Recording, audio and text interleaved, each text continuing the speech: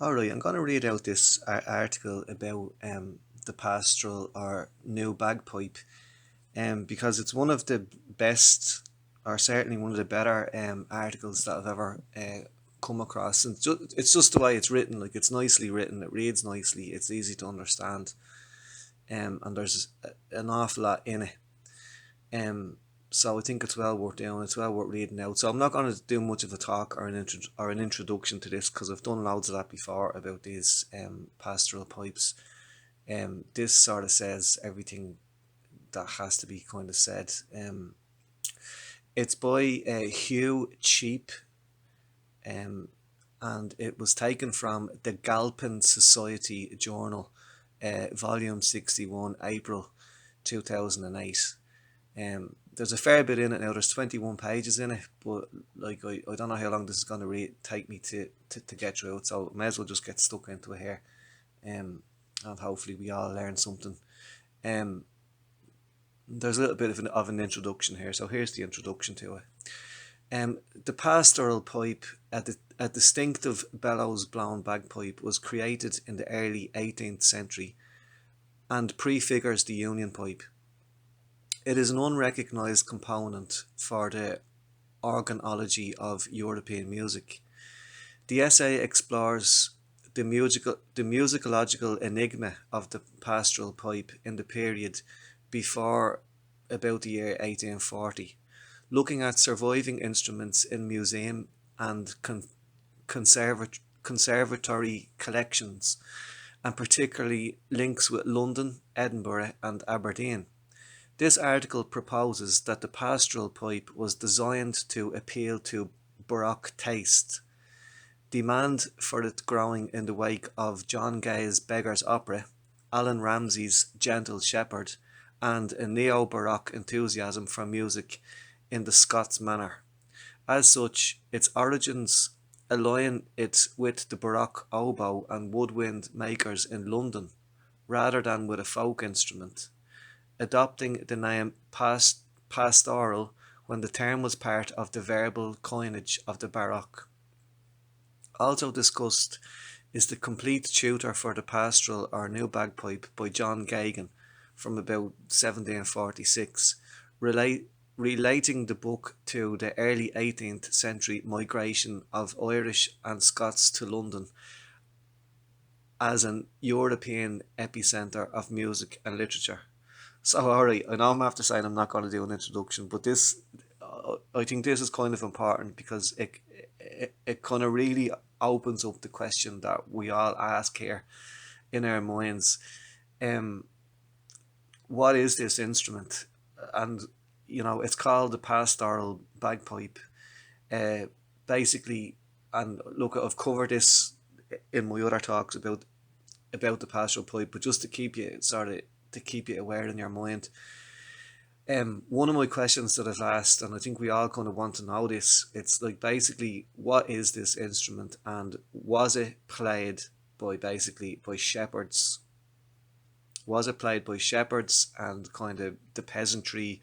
Is it a more rustic kind of a folk instrument, or is this a completely new invention of an instrument that just kind of arrived in with the Baroque period?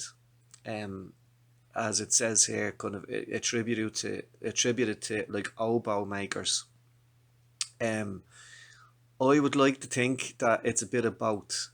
To sum up in a nutshell, what I've kind of found out so far, now, unless this article proves me wrong, but I would kind of like to think that it was based on a rustic, kind of more rudimentary, more primitive bagpipes general that were played in Britain and Ireland by the poorer people or the more common people, but they were too kind of rough and ready. They were kind of too unique. They from place to place. Like, okay, there was always a smaller bagpipe. We know that for a fact. I used to be of the opinion that these types of smaller bagpipes evolved out of the bigger bagpipes, but I've since know now that I'm wrong. That smaller bagpipes always coincided or cohabited with bigger bagpipes. I used to think that uilleann pipes basically evolved straight out of the PB war, or Irish, in inverted commas, war pipes.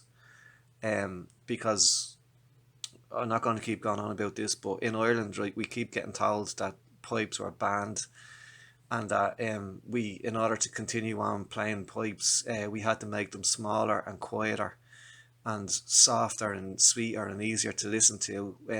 So once our big war pipes were banned, we started to make these smaller pipes, which turned into the uilleann pipes.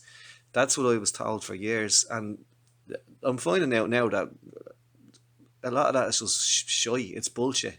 There were always smaller pipes in Ireland, and not just Ireland, like the whole of the island of Britain, not just Scotland either. These were played up and down England. Um, and as well as that, um, the whole thing of Irish war pipes, I keep saying this in every one of my videos, they're called war pipes because the Irish for big is more.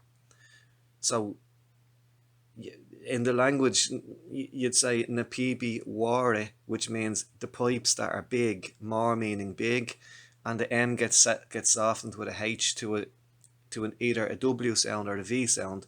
So you get var or war, which doesn't mean battle, it just means big. So even the name in itself, there's a clue in there. If you're calling them the big pipes, there obviously must be a smaller pipe as well. Na PB ware and na PB bege or bugge must mean small pipes.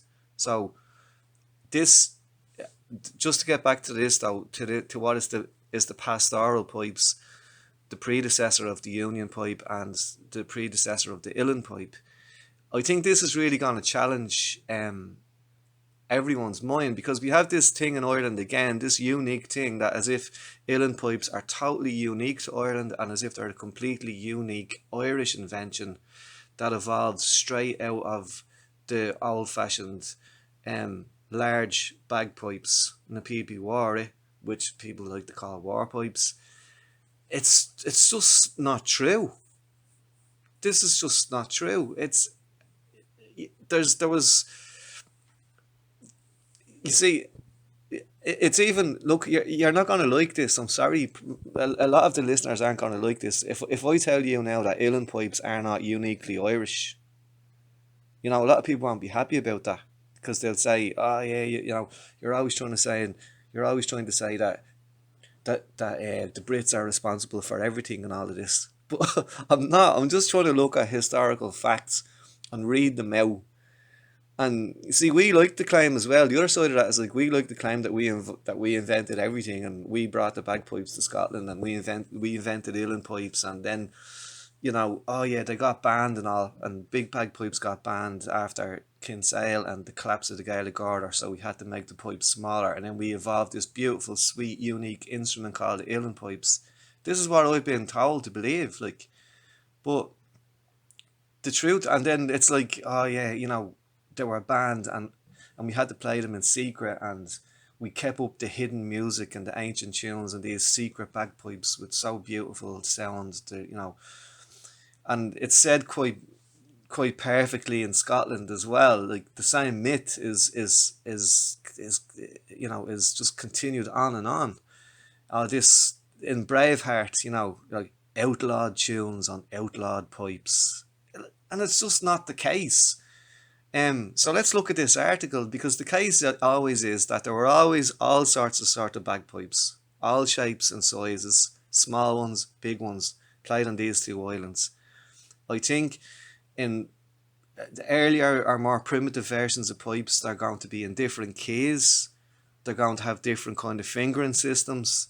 They may not have been compatible with other instruments. Now, some of them may have been. I'm not, because there were piping schools, as we know, like the McCrimmon's schools, and there was piping schools in Ireland as well that travelled to Scotland. So I'm not saying that there wasn't a standard. I'm sure there was, and I'm sure some sets of pipes could have been played with others. Because even, I think it's fascinating that, like, the oldest, like one of the oldest, like, chanters in existence, the Ian Dove chanter. It's about 400 years old. It's made of yew, and it sounds pretty much the same as a standard bagpipe chanter today. There's not a whole lot in the difference. So, I'm not saying that all bagpipes couldn't have been played with each other, but I just think maybe In the more rural areas, these rustic sort of more basic sets of bagpipes were much more unique, and probably, and maybe, as I say, different fingering systems, different scales, in different keys. And along comes this Baroque kind of period and this kind of romantic kind of what they call pastoral movement, where everything that's rural and everything that's from the countryside and all that is kind of romanticized, and the music was part of this, and so were folk instruments. And I think that what happened was the moneyed classes developed this bagpipe, probably most likely basing it on something more simple, and they took it on and evolved it in leaps and bounds, and there was ideas being shared across the two islands, completely from London to Edinburgh, from Dublin to Galway, and instrument makers and musicians were bouncing ideas off each other, and they were looking at each other's pipes, like what's happening today. There's an awful lots of innovations happening today with smaller sets of bagpipes, like Scottish small pipes, Northumbrian pipes, Irish uilleann pipes, like taking ideas off each other, like some basic things like an on and off switch for drones. At one time, you wouldn't have really seen on and off switches on drones on Scottish small pipes, for example, or border pipes, or whatever you want to call them. And now makers are starting to put on and off switches. Um, chanter stop key, chanter stop keys, to stop the chanter for a second, so you could just hear the drones for a little while. All these little innovations are being shared. Ideas are being taken off each other's bagpipes, which I think is wonderful. So I think this is what was happening in late 16, early 1700s, into the mid 17 and late 17. So we'll say kind of throughout the 1700s, these innovations were being made to the instrument, and it eventually evolved into, between the two islands, this is what I can gather anyway, like the forerunner of the uilleann pipe, like come the early 1800s up to about 1830, you pretty much have an uilleann pipe as we have it, with the addition of regulators and whatever else. So I think this article will, I know, I'm sorry I said I wasn't going to do an introduction to it, but I think it's just to give you a bit of a heads up, or a head start on what we're going to find out. I think, I don't know, I've only read just snippets out of this, so here goes, let's get stuck into it. So it's called The Pastoral or New Bagpipe, Piping and the Neo-Baroque by Hugh Cheape. And look, I am going to maybe make a few comments as I'm reading this, because that's just the way I am. If I find something that I think is exceptionally interesting, I might kind of just reiterate that. So it's just me kind of discovering something for the first time. So here goes. The pastoral and union pipes represent one of the more intriguing topics to emerge from the surviving material record of piping in Scotland. Intriguing because of the number of instruments that survive, and because of their generally high quality and workmanship, detail and finish. Surveys of any significant collections of bagpipes in museums in Scotland or in the United Kingdom might even give an impression of this type of bagpipe being the national instrument. Such is the comparative wealth of the material evidence and the occurrence of the name in different forms in catalogue records. But this instrument, in its different versions, is more or less invisible in the written histories of the bagpipe in Scotland or the United Kingdom. It has received comparatively generous treatment in Ireland, but cultural politics have until recently disfavoured recognition of any existence or pre-existence beyond Ireland. Yeah, that's what I was kind of saying earlier on. It's like as if we just totally claim this instrument, this uilleann pipes or union pipes, as our own, and there's no recognition given to Scotland or England or anywhere else. Cultural politics, how he described that. If its history is still to be written, which is our contention here, it appears to be a musological enigma, with very little information on its emergence, no clear chronology of this process, and minimal information on its makers or the demand for and supply of this, what has undoubtedly been a remarkable instrument. On the basis of the surviving material record, the pastoral and union pipes appear to be quintessential creations of the 18th century and of professional wind instrument makers or turners, that is, skilled lathe workers of this period. This nomenclature is adopted here to describe them, since these are the names in the first place pastoral and later union, evident in the contemporary written record, and the pastoral or new bagpipe used as title in the 1740s. Later and more recent naming has wandered from these terms, especially when this instrument appeared to fall out of use in the 19th century, and we find other terms such as Irish pipes, uilleann pipes, or hybrid union pipes freely and categorically used in the late 19th and 20th century literature. To date, there is no clearly discernible evidence about where this type of instrument may have been made first or by whom, though suggestions may be made. Without exception, among the many examined, none of the earliest surviving instruments seems to carry any trace of a maker's mark, or at least insufficient evidence is traceable at present for such to be recognised or identified. Records of provenance of instruments in public collections are generally poor. At the least, comparisons may be made between instruments or parts of instruments, and conjecture offered.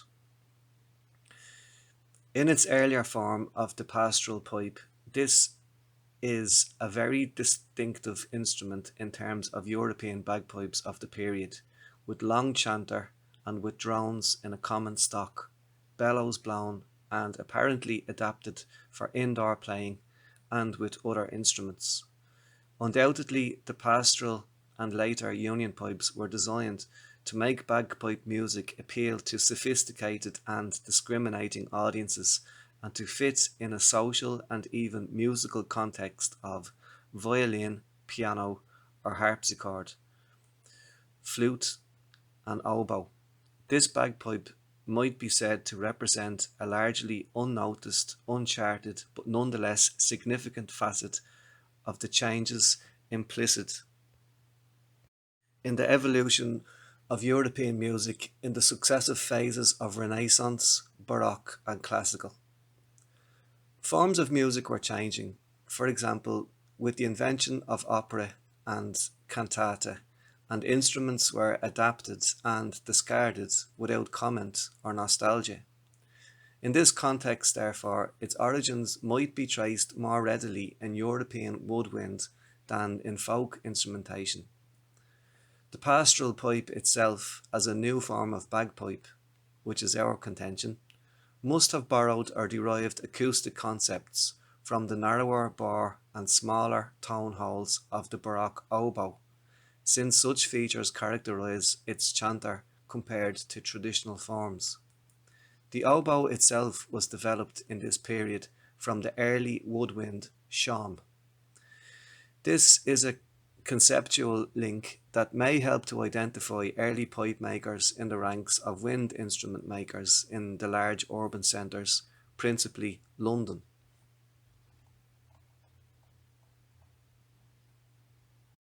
In terms of other bagpipes, the pastoral pipe might be seen as taking its basic form and proportions from the so-called lowland or border bagpipe, although the technology developed and the standards achieved may well have influenced in turn the development of the latter, particularly in relation to its characteristic common stock mounted drones and the use of bellows.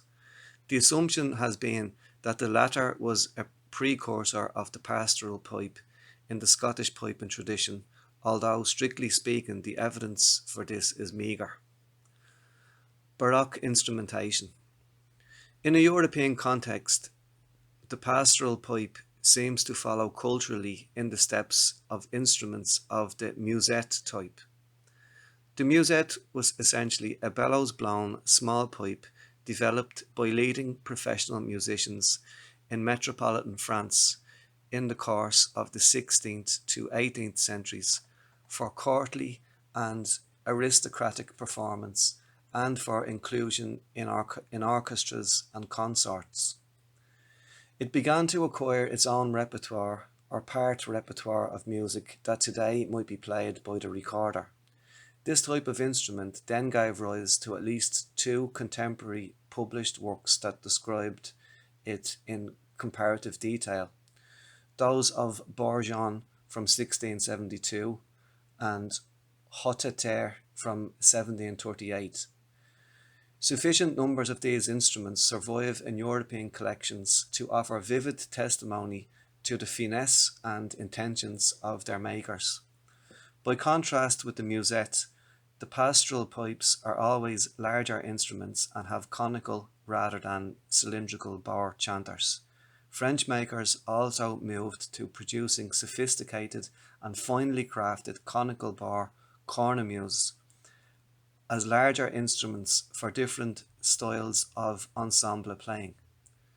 The musette de Poitou, which is mentioned in connection with the cornemuse in ensemble music, making the French court in the mid-17th century, was probably a chanter played without the bag in concert for royal and aristocratic audiences and drew on distinctive regional musical traditions. It was played with the hautbois de Poitou, essentially also a sort of bagless chanter. It remains difficult without further specific evidence, particularly on makers, to establish a chronology of change and development or a pattern of possible diffusion from courtly music making to alehouse and from France to England and Scotland. The concept of diffusion from the continent seems also to be challenged by such evidence as exists for piping on the British mainland. References to pipes and pipe making in Pepys' diary indicate fine instruments being made and played in London at the time of the Restoration, if not before 1660, and an Aberdeenshire's Laird's Journal describes an occasion of lively and of sophisticated music making in a public house in Penrith in 1729, involving performance on small pipes, double chanter, small pipes, and a big pipe, all being blown or winded with bellows. In accounts of the development of the lowland bagpipe and the small pipes of Scotland, they are conventionally regarded as being bellows-blown instruments, but the introduction of the pastoral pipe may mark an earlier or first adoption of bellows for British bagpipes. Bellows have long been used as a means of supplying air for wind instruments such as the organ from Roman times, since an assumed invention in the 3rd century BC. The use of bellows for playing bagpipes can be considered a significant step in the sophistication of the instrument. The dry air or cowl wind is less damaging to the reeds, as any piper knows, as humidity emanating from the player's breath causes swelling of the fibres, subsequent shrinkage and deterioration. A small set of bellows with leather stitched to 2 wooden boards is strapped round the player's waist. The outer board with an inlet valve is tied to the player's arm at the elbow and is drawn out and compressed slowly to maintain a steady supply of air to the reeds through a connecting pipe into the bag. A non-return valve is fixed into the connecting pipe to prevent leakage of air from the bag back into the bellows, and a similar valve is set into the outer board of the bellows to keep them staunch while playing. Bellows have been commonly used to supply air for smaller instruments such as the portative organ since the medieval period, and they are shown specifically and in some detail with the bagpipe in Michael Praetorius's Syntagma Musicum of 1619, which explains the various forms of secular music and musical instruments current at the time. Bellows have remained in use, for example, with French bagpipes, the Uilleann pipes of Ireland, the Northumbrian pipes, Scottish Lowland and small pipes, as well as with bagpipes in Eastern Europe. They've been made and used again in Scotland in observable numbers since the founding of the Lowland and Border Pipe Society in 1981. The earlier manifestation of this new bagpipe in England and Scotland, therefore, was the so-called pastoral pipe, a name evidently adopted or at least proposed at the time, while the term pastoral was popularly current and part of the verbal coinage of the Baroque. It is suggested on the basis of the very meagre surviving material evidence that this instrument was developed in the first half of the 18th century, probably for theatrical light opera and I don't know what this word is, intricitez performance, as well as for dance music and the playing of traditional airs. Such instruments may well have been used, for example, in the popular and fashionable music dramas of the time, principally, for example, in John Gay's Beggar's Opera from 1729, and also in versions of the pastoral drama The Gentle Shepherd by the writer and poet Allan Ramsay, who lived from 1688 to 1758. The early instruments, probably created by musical instrument makers, firstly in London and later in Edinburgh and Dublin, had only two drones, a bass and a tenor, and the chanter, and are comparable in overall size to the lowland or border bagpipe.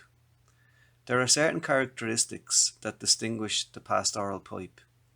The bass drone in most of the surviving instruments is constructed in 3 sections and 4 joints, and is folded or returned through the stock to maintain the full sounding length while keeping the instrument reasonably compact.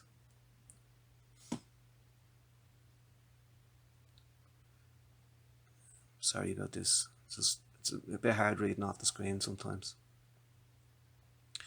The length of the bass drone, proportionate to the sounding lengths of the other drone or drones, points to the acoustic significance of harmonizing with the low pitch of the chanter.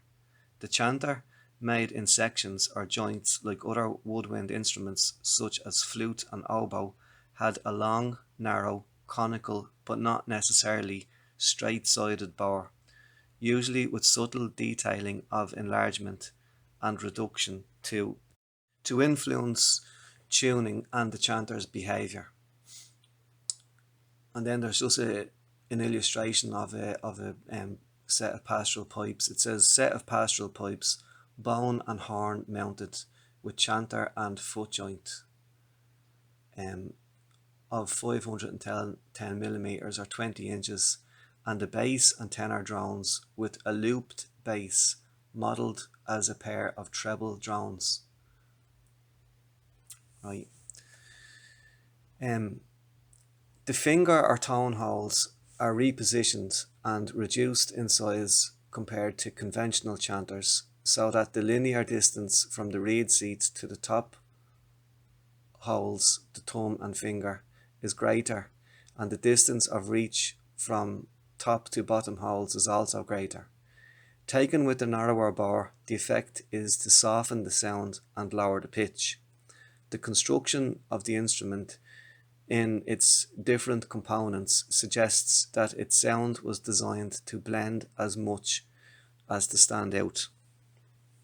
A fine and perhaps typical example of the pastoral pipe chanter in the National Museum, acquired from the Sceoch Cumming collection, and I just described that above. So it says it's 20¼ inches in length. Another and possibly older example is 20 inches in length. Shorter examples such as one which is 18¼ inches, demonstrate that there was probably no fixed standard of pitch in these instruments. They make interesting comparison with contemporary oboes in terms of styles of turning, profiles, bores, vent holes, and sectional construction, and more may be learned for an organology of piping by more detailed examination of these instruments as a class of Baroque woodwind. The bore of these long chanters expanded from about 4 mil at the reed seat and throat, opening out towards about 13 mil or 14 mil at the mouth, and 16 mil or 17 mil at the bell. The 7 finger holes on the front of the chanter were more or less evenly spaced and between 4 mils and 5 mils in diameter. Surviving early chanters sometimes show signs of finger holes having been altered, such as enlargement to sharpen a note relative to its neighbours. Similarly, there may be evidence of the throat being enlarged in order to sharpen the top hand or upper octave notes by lowering the reed seat. Such modifications might be made subsequent to the chanter's manufacture, when a properly made reed could not be obtained or fashions were changing. The mouth of the chanter, usually mounted with a finely turned but narrow sole, was on an extension piece, with 1 or 2 sound holes defining the sounding length and pitch. This has been conventionally described as the foot joint or the bell. It extended the chanter length by about 1/3 and, with the column of air lengthened, allowed the instrument to be more easily overblown into a second octave. Opinions vary on how easily or successfully this could be achieved. It has been observed that if the foot joint is removed, the dimensions and superficial appearance of the chanter resemble the later Union and Uilleann pipe chanter, a similarity that has given rise to interesting speculation over the development of the latter. A corroborative detail is the treatment and traditional finish of the mouth of the latter chanter with a small bone or ivory ferrule rather than a sole. The slim shape and surface profile of the ferrule resembled the tenon of the earlier pastoral chanter, turned to receive the foot joint and amounting to what might be seen as a fossilized tenon. Yeah, now that's like something we've discussed before about, I always used to think that as well, that what he's talking about there is the very bottom of an Uilleann pipe chanter, to me, always looked unfinished. Like the mortise and tenon joint, like as far as I know, like the mortise is the hole and the tenon is the bit that slides into the hole. And I always used to look at an Uilleann pipe, and I used to compare them to other types of pipe chanter, because most other chanters end in a sort of a flared out kind of a bell end of some description, whereas the Uilleann pipe always looked to me to be half finished. Like it ends in a ring, and then a bit of like either brass or maybe steel like tubing going around the the very bottom, say, inch of the chanter, as though something should slide on over it. So this is what he's saying. He says this is that if you take the foot joint, this removable piece off the pastoral chanter, then this is what you have. It looks just like the bottom of an Uilleann pipe, and he says he phrases it as it might be seen as a fossilized tenon. The suggestion has been made that the pitch of the chanter might in performance be raised by removing the foot joint, possibly even to achieve a change of key in performance. Realistically, bagpipe makers of the Baroque or Neo-Baroque era must have been experimenting with the pitch of the chanter, and shortening the chanter to raise the pitch must have been an obvious expediency which offered some potential. To maintain or increase versatility, the chanter seems to have been reconstructed and finished in a form which enabled the seated player then to stop it on his knee. Just in case you're unfamiliar with uilleann piping, they always say stop it on the knee. It's not really the knee that you stop it on, it's more your lap. It's kind of halfway between your knee and your hip, kind of thing, the top of your leg. Just to say that, sorry. Anyhow, the fossilized tenon gave a neater finish to the mouth of the shorter chanter for this stopping movement. Furthermore, it has been suggested that the pastoral pipe was a Scottish adaptation of the Union pipe, and the essay on the bagpipe in the standard work of reference, which was Grove's Dictionary of Music and Musicians from 1954 and later editions, which slightly perversely dubs the pastoral pipe as the hybrid Union pipe, inferring that the former derived from the Union pipe rather than the opposite process. Ironically, perhaps, it is observable from the material record in two fine examples in the National Museum of Scotland that the pastoral pipe was still being made in Scotland in the early 19th century, and a generation or two after the Union pipe had evolved sui generis. This characterization and naming seems to have been exclusively the proposal of William Cox of Ryton. Anthony Baines adopts the term in his monograph for the naming of two examples in the Balfour collection. Other writers of the 20th century have used the same name. The Piper's Precept. While written evidence is scarce, a detailed insight into the pastoral pipe is supplied by a tutor and book of music, the complete tutor for the pastoral or new bagpipe, which was produced in London by John Geoghegan in about 1746. This small treatise on the bagpipe, measuring 238 by 140 mils in a portrait format with 28 pages, is the first book of bagpipe music printed in Britain. It is a remarkable document that opens a window onto a particular stage of the evolution of the bagpipe in Europe. It infers in its title and text contemporary change and innovation in bagpipe making and playing, and the use of the term pastoral relates it closely and possibly uniquely to contemporary musical fashion. Geoghegan may in fact be the sole begetter of the name pastoral pipe. The author commends his work to all practitioners, or as he puts it, to professors of this ancient pastoral music, and the assumed naming of pastoral for bagpipe must have had an immediate appeal to cultivated audiences of the early 18th century and a significant imitative aesthetic. Significantly also for the evolution of the instrument, he commends his treatise to, quote, "The makers of the instrument, one of whom I am informed has of late invented a way of mixing two keys to the chanter or pipe whereon the notes of music are made, which perform a note more than any other pipe or hautboy, and make some flat and sharp notes with great exactness.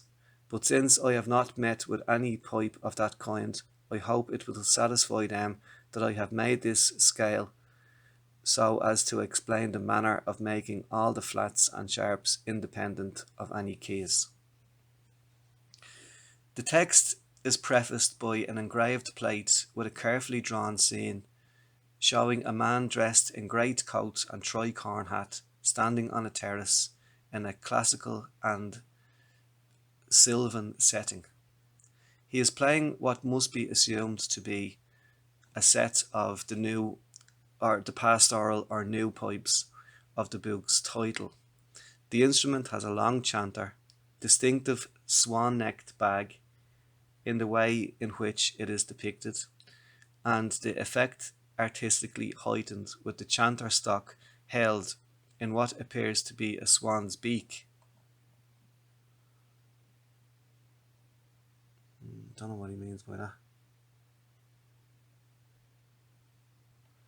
Anyway, where are we? And two drones in a common stock lying horizontally over the player's left arm, with the bag under his, change the page, right arm, but left hand uppermost on the chanter. We seem to have a closely observed representation of a particular player rather than a reversal of image in printing from the plate. The player, well, that's an interesting point. How do you know that the image wasn't reversed on the plate, on the printing plate? Unless he's a left-handed player. The player is inflating his instrument with bellows held under his left arm. The instrument inferred within the text has two drones only, a bass and a tenor. It can be a matter of conjecture whether this might represent the author himself or be designed to enhance the appeal of piping for a young, socially aspiring performer or audience. The printing of this book in the 1740s invites speculation that the author and other pastoral or new pipers might have felt a need to distance themselves from other forms of bagpipe, those, for example, perceived as Scottish or Highland, which might be identified with the contemporary threat to the state from Jacobitism and Highland culture. A conspicuous feature of the treatise is the use of a printing type with cursive letter forms imitative of handwriting, a style achieving informality without compromising legibility. The author may have been consciously imitating other music treatises such as Hotteter's from 1738. Neither in the title, text or music, with one or two exceptions, is there any strong link with Ireland. Though Geoghegan's name, variously spelt and suggesting pronunciation as Geoghegan, then it tells you like 4 different spellings, and deriving probably from a Gaelic original, Macdonald, suggests an Ulster or a Leinster background. Yeah, we all know Geoghegan is an Irish name. So that is the connection with Ireland. Yeah, it might have been produced in London, but I mean, John Geoghegan is Irish, so this is the whole argument, like, what came first, the chicken or the egg, like, who invented this instrument? I don't think it matters. Anyway, the tune Geoghegan's Frisk on page 11 may be the compiler's own composition, and coincidentally may indicate the colloquial pronunciation of his name, just as we find Scots in the business of music and literature making their way to London in the first half of the 18th century. This epicenter of patronage and performance attracted practitioners also from Ireland. It attracted, for example, writers such as Edmund Burke and Oliver Goldsmith. James Thomson, author of The Seasons, and Tobias Smollett were also immigrants from Scotland. More or less contemporaries with Geoghegan's complete tutor, James Oswald, moving from Edinburgh to London in 1741, began the publication of his Caledonian Pocket Companion about 1745, and both men were associated with the music publisher John Simpson. The title page of the complete tutor bears the rubric "Printed for and sold by John Simpson," and the bass, viol and flute in Sweeting's Alley, opposite the east door of the Royal Exchange, London, where may be had bagpipes and books of instructions for any single instrument. This John Simpson, a London maker of baroque woodwind instruments, may be a key to understanding the emergence of the pastoral pipe. The author of the Complete Tutor describes the pipes as being improved or brought to such perfection to achieve the same range as the flute or the oboe, or hautboy. So hautboy must be another name for an oboe. And the first of two finger charts projects a scale from middle C to top D, being 2 octaves and a note, and in practice more than a flute. The bagpipe is here classified with Baroque woodwind. As Geoghegan writes, quoted above, he has heard about keys being added to pipes and chanters, but claims not to have seen them. The upper octave is to be achieved by increasing the air pressure or overblowing with the bellows from the upper E. The high notes, or what are called pinched notes in the flute, begin in E, which must be raised by closing the arm somewhat more than in sounding the other notes. Increasing the pressure on the pipe bag is entirely feasible, but introduces the risk of instability in the sounding of the reeds, though no such caution is offered by the author. A smooth transition across octaves must have involved more complicated and sophisticated handling. The second finger chart shows a chromatic scale of semitones achieved by cross-fingering alone, a technique probably difficult to achieve with fluency across the range. In terms of technique also, shakes and graces are described with care and are evidently an established feature of bagpipe playing. Geoghegan adds a significant onomatopoeic point. They are called curling notes, which is the properest epithet could be given them, the sound of them almost plainly expressing the word. He continues, effectively describing the Scottish birl, no doubt rhyming with curl, and defining D as the tonic note. The first and chiefest curl is performed by the little finger of the lower hand on the chanter, which is done by a doubling the little finger on the lower hole. And just before I carry on with this, I just think it's quite significant that he describes. It says here that in the Complete Tutor, he describes the pipes as being improved and brought to such perfection. So that means that they're not a completely new invention. If something is new and improved, like it's actually called like the Pastoral or new bagpipe. So obviously they're basing it on something that's already there.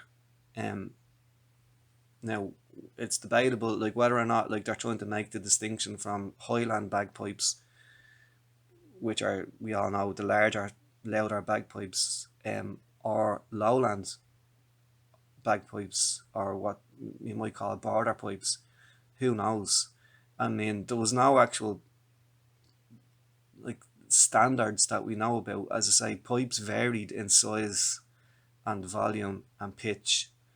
So this kind of gets back to the question of is this just a totally newly invented Baroque kind of classic well-to-do wealthy instrument, and it's only called, I think now that it's only called Pastoral, I can't really honestly see kind of poor shepherds sitting out on a rock in the rain or whatever, like, you know, playing this sort of highly refined instrument. My opinion now is that basically they got the idea off more basic instruments, more basic sets of pipes, whether they were of the lowland or small pipe type, which were played up and down Britain and Ireland. Although I'd love to see an older set of pipes that actually come from Ireland. I do believe that Scotland and England has examples of smaller sets of pipes. I'm not so sure about Ireland. Like I think our record of actual musical instruments, like I mean, we've got we've got some written descriptions of them. We do know, of course, that bagpipes were played up and down Ireland, but we don't really know too much about what size they were or what they actually looked like. And as far as I know, I've never seen any like like actual living, real examples of pipes.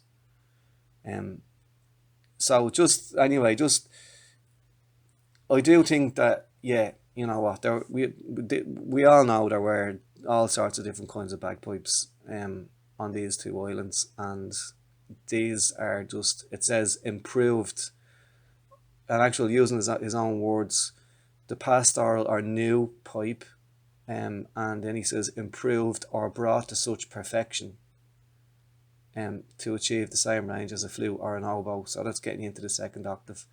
So we do think, I think that's how the whole romantic image of the countryside and pastoral settings and mountains and rivers and shepherds and stuff like that, it fit in with that, and then it fit in with the gentry, with the image of that it's not too dirty, it's not too rustic looking. This is something that's much more refined and can be played with other instruments in a baroque setting, but it's probably based on a much more older, more basic pattern or design and improved.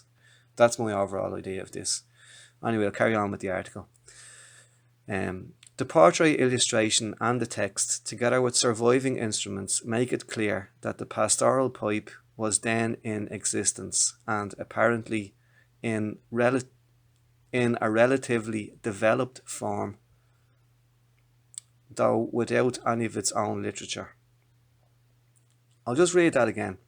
The portrait illustration and the text, together with surviving instruments, make it clear that the pastoral pipe was then in existence and apparently in a relatively developed form, though without any of its own literature.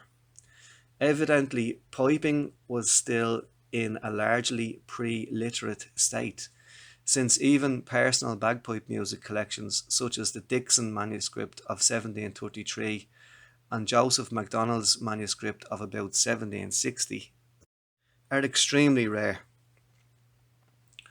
The tutor was clearly aimed at a new gentleman amateur and literate market. I have known some young gentlemen who had not only a fine taste for all sorts of music. Oh, sorry, quote. I have known some gentlemen, so this is out of the tutor, out of Gagan's tutor. I have known some young gentlemen, who had not only a fine taste for all sorts of music, but also a fine genius to have a great desire to play the bagpipe, yet have been hindered from what their inclinations so urged them to do, by this instrument's wanting a scale or gamut to learn by, which all other musical instruments of any value have. Unquote. The tutor includes 19 pages of music and 40 tunes, and offers a rare and invaluable insight into early 18th century repertoire.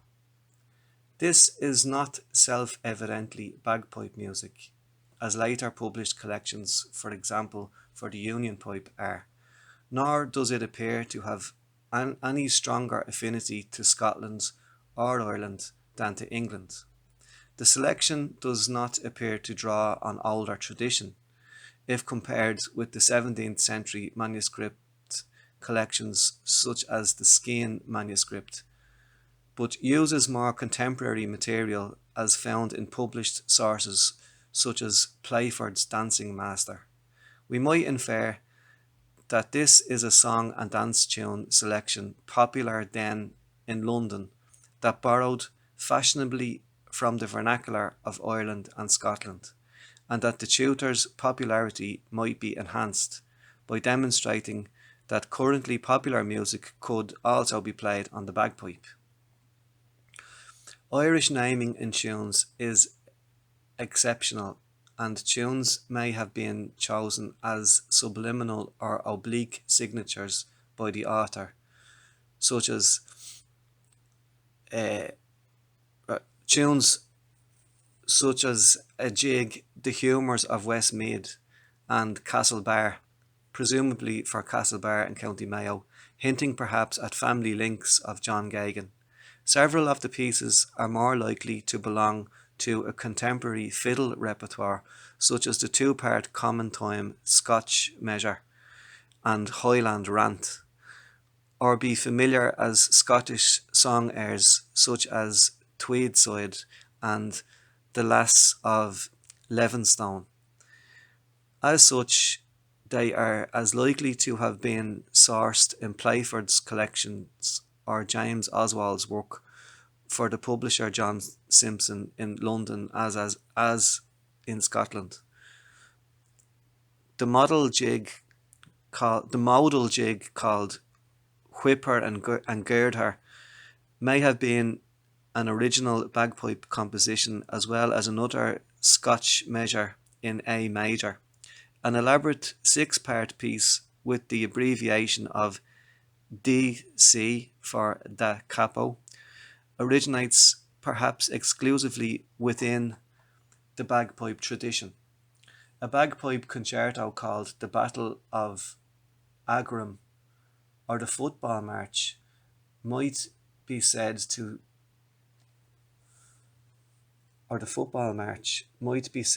to set up an extraordinary marker for the origins and background of John Geoghegan and his tutor.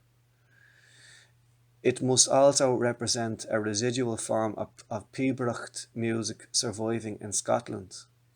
It is a heroic piece in the bardic tradition, and the structure is explained as an air or an urlar prefixing four battle cries representing the provinces of Connacht, Munster, Ulster and Leinster, followed by a lamentation of the women and concluding with a shout, signalled perhaps in this instance by an octave leap in the last bar. Now that's really interesting that the tune is called, it says here, the Battle of Aghrim, Aghrem. Right, so that's a surprise. That's really fascinating to me there. I wasn't expecting that you'd get a residual form of Irish Pibroch music surviving in Ireland, a heroic piece in terms of the bardic tradition. It says and then it goes on about the air or the urlar, four battle cries. Like even the name, even the way that's spelled, like the Battle of Aghrim, Aghrem, that's very close to the Irish rendition of Aughrim. So like we know, right, we're talking about a battle called like the Battle of Aughrim, but the Gaelic for Aughrim is Achruma. So it's like, so even the way he spelled Aughrim, it's closer to the Irish ways of saying it. Aghrim, which was 1691. The 12th of July, 1691. That's on the old calendar. But the way the calendar changed, it's the 22nd of July or whatever. But anyway, this was it was a decisive battle in the Williamite War in Ireland. It was fought outside of Galway in a place called Aughrim, and it was possibly the bloodiest battle ever fought in the British Isles, with between 5,000 to 7,000 people were killed, and the Jacobite defeat at Aughrim meant the effective end of James's cause in Ireland. So this tune, the Battle of Aughrim, according to the article, it says it's from that older. It could be an Irish Pibroch, which you don't often come across. So I wrote out a little version of it here that I thought was worth listening to. So this is a version by Cassidy, and it's from the album 1691, as far as I know, which is, I think that's the name of the album, yeah, but that's the year of the Battle of Aughrim anyway. 1691. So this is a lovely version by the Cassidys. It starts off with uilleann pipes, and then you can hear the Highland bagpipes come into it. So I think it's a nice. Now whether it's the actual version of the Battle of Aughrim that was played in 1691. I mean, who knows, or was the tune written after it?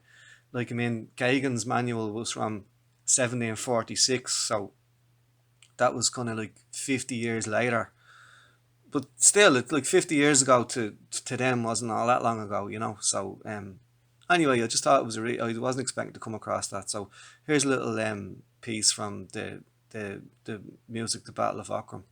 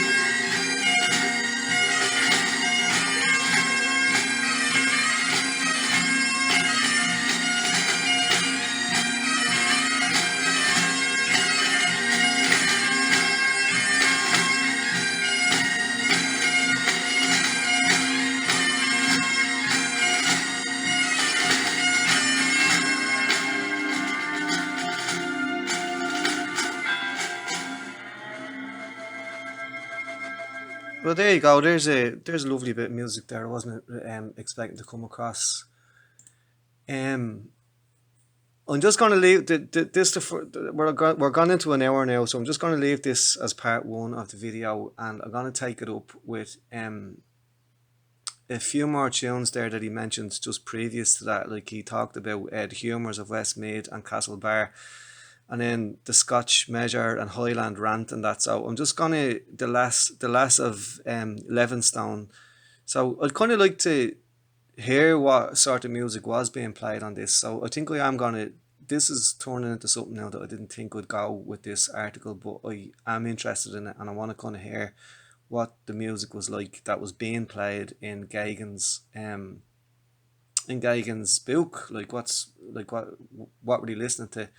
So I'll wrap it up with that one there. That was I just thought that was really interesting. Just the way it said, it must also represent a residual form of Pibroch music surviving in Ireland, a heroic piece in the bardic tradition, and its structure is explained as an air or an urlar, prefixing four battle cries representing the four provinces, followed by a lamentation of the women and concluding with a shout. Um, Now, generally Pibrochs are much slower, and laments and all that are real slower, whereas what we had there was sort of a march. Like, I mean, I suppose the tune even had the two names. It said the Battle of Akron or the Football March. Um, so uh, you can speed up though Pibrochs. You can turn if you know anything about Pibrochs, you'll know that they're really, really extremely slow.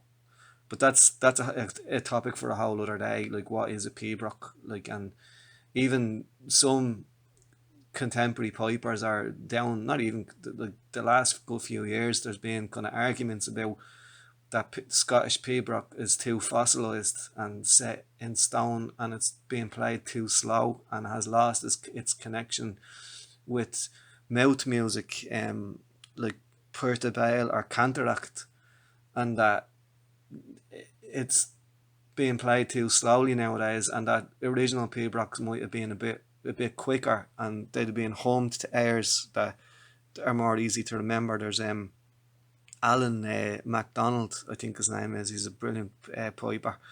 He does a whole two talks on it. I must try and link that in the description if I think of it.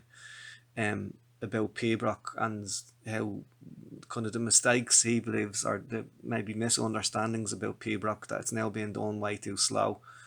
So look, if even if that tune that I just played there, it could, if you slowed it right down, you can have it, you could play it as a Pibroch or a lament or a slow air.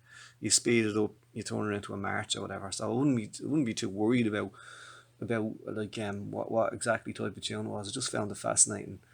I'll just finish off what it says about it. It just says, yeah, followed by the lamentation of the women, and concluded with a shout, signalled perhaps in this instant by an octave leap in the last bar. In terms of what Gagan reproduces, the whole piece in its original orally transmitted form is almost certainly not included here, due probably to limited appeal of its extended nature and complexity or obscurity for an English audience. Its survival or popularity is suggested in the title, indicating that it may have been a traditional prelude for seasonal ball games involving large teams from township or parish. Um, yeah, so kind of what he's saying there is, maybe if it was done in it's an original orally transmitted form of a Pibroch, they generally tend to be long and drawn out, and it says, an extended nature and complexity and obscurity for an English audience probably wouldn't really appreciate what a long original Pibroch would sound like. But as I say, if you just took elements out of it, the catchy bits out of it, and maybe you speeded it up a little bit, you could have a good catchy tune like what we've just heard there.